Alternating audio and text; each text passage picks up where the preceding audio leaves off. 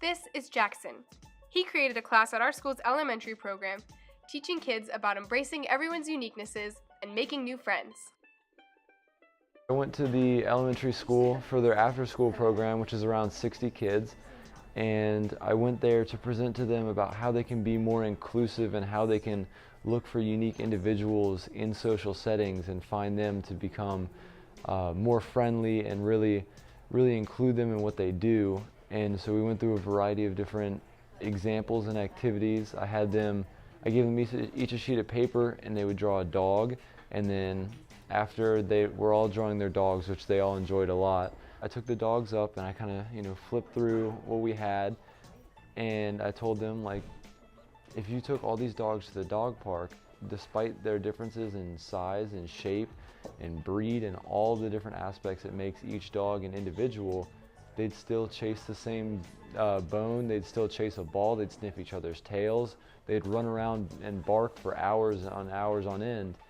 And we as humans don't do that, and I don't know why. And we should aim to be more like dogs in that aspect, that we should love each other not based on color, shape, size, ethnicity, any of that.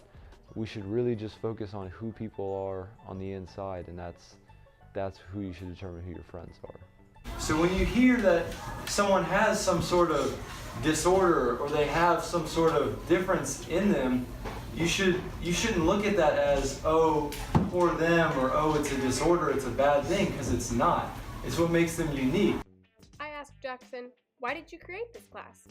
So I did the project for childhood isolation for kids with special needs because we choose not to speak to them or look at them just because of a minor difference that they may have from an average person. And so that really called me to do this project, because I think it's important to involve them in conversations and include them in activities that you do, and really build the friendship with them that they deserve, because not only are they going to benefit from that by learning social skills and becoming just as functioning human beings as we are, but you're also going to benefit from it because they make some of the best friends you could ask for.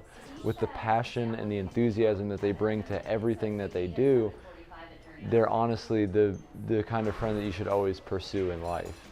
I also asked Jackson about his superpower and working with kids. I've always been great with younger children, and so I felt like this was my best way to attack the issue that I felt needed to be addressed, was attacking it at the youngest phase, because they really are the ones who can set the stage for changing the world, because they're in the process of learning about people with special needs and learning about these differences that they have from the average person that you meet on the street. Like me, Jackson is working on making a change in our own school, working to encourage and teach students. The biggest thing is just leading by example, because I can go in and tell these kids all these things. I can come up with lesson plan after lesson plan and tell these kids what to do, but if I'm not doing it myself, then they're not really understanding what their objective is. Because if I'm sticking to my group of friends, like if I'm only hanging out with the football team, then I'm not doing what I've been preaching, and then I'm really just letting down the kids themselves. And it all starts with you.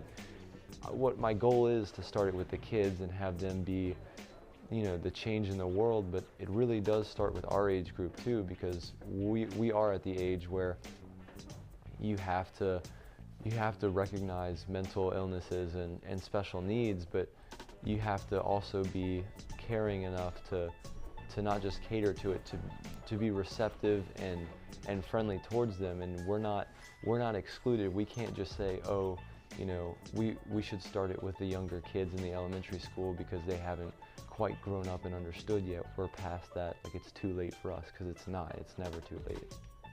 Ready? No. And remember, making a change starts one piece at a time.